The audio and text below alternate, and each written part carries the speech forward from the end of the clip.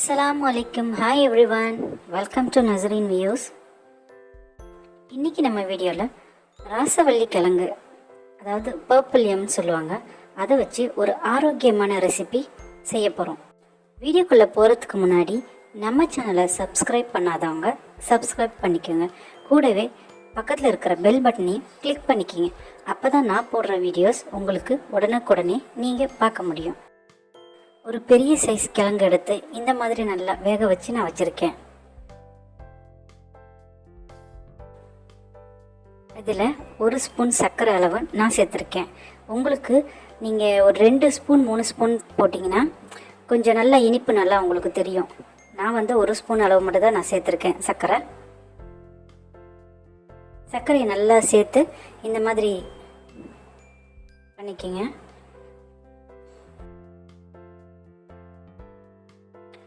அடுத்து ஒரு மிக்ஸி ஜாரில் ஜவ்வரிசி எடுத்து இந்த மாதிரி நல்ல பவுடர் ஆக்கி வச்சுக்கோங்க.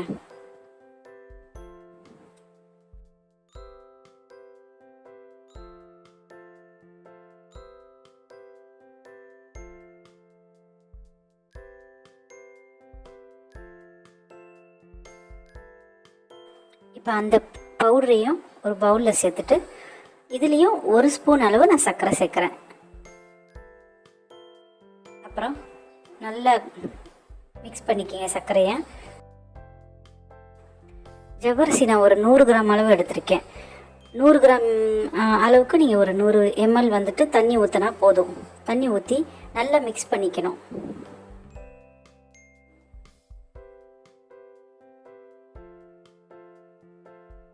இந்த மாதிரி நல்லா அது கட்டி கட்டியாக இருக்கும். நம்ம அந்த நல்லா அதை மிக்ஸ் பண்ணும்போது ஒரு நல்ல மாவு பிணைஞ்சி எப்படி எடுப்போம் அந்த மாதிரி வரும். இது தண்ணி தேவைன்னா நம்ம கொஞ்சம் எக்ஸ்ட்ரா ஊற்றிக்கலாம்.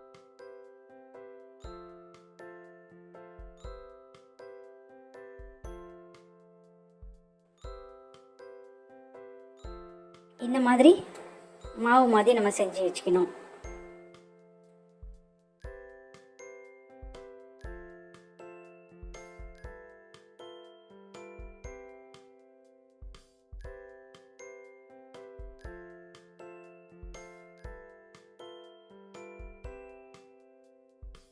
இந்த மாதிரி ரவுண்ட் ஷேப்பில் உருண்டை பிடிச்சி வச்சுக்கோங்க. உங்களுக்கு நான் இன்றைக்கி கொஞ்சம் ஒரு முட்டை சைஸ் ஒரு அளவு, அந்த முட்டை சைஸ் இருக்கும்னு நினைக்கிறேன், அந்த அளவுக்கு நான் உருண்டை பண்ணி வச்சுருக்கேன். நீங்கள் உங்களுக்கு ஒரு சின்ன சின்ன உருண்டையாக வேணும் அப்படின்னீங்கன்னா கூட நீங்கள் அந்த மாதிரி பண்ணி வச்சுக்கலாம். இப்போது அந்த ஜவ்வரிசியை நம்ம செஞ்ச ஜவ்வரிசியை எடுத்து இந்த மாதிரி நல்லா கொஞ்சம் நல்லா மெலிசா தின்னாக இது பண்ணுங்கள். அதுக்குள்ளே கிழங்கு உள்ளே வச்சிரும்.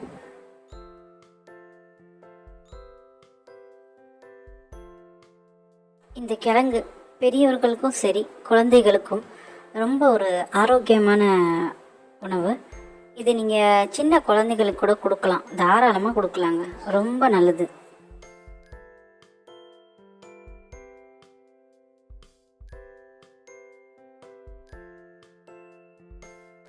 இந்த மாதிரி இட்லி பாத்திரத்தை வச்சு இதில் அவிய வைக்கலாம். நீங்கள் நான்ஸ்டிக் யூஸ் பண்ணிகிட்டு இருந்தீங்கன்னா கீழே கவர் போட தேவையில்லை.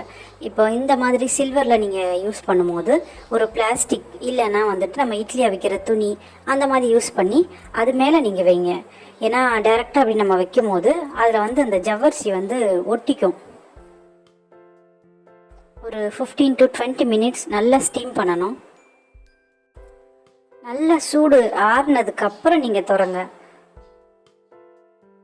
பாருங்க எவ்வளோ அழகாக வந்துருச்சு, பார்க்கவே கலர்ஃபுல்லாக இருக்குது.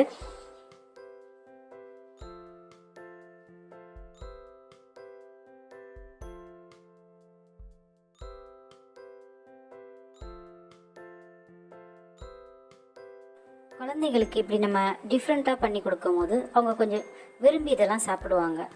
ஸோ நீங்களும் செஞ்சு பாருங்கள். உங்களுக்கு இந்த வீடியோ பிடிச்சிருக்குன்னு நான் நினைக்கிறேன். எனக்கு சப்போர்ட் பண்ணுங்கள், என்னோடய சேனலை சப்ஸ்கிரைப் பண்ணுங்கள். அடுத்து ஒரு இன்ட்ரெஸ்டிங்கான வீடியோவில் நான் உங்களை சந்திக்கிறேன். பாய்.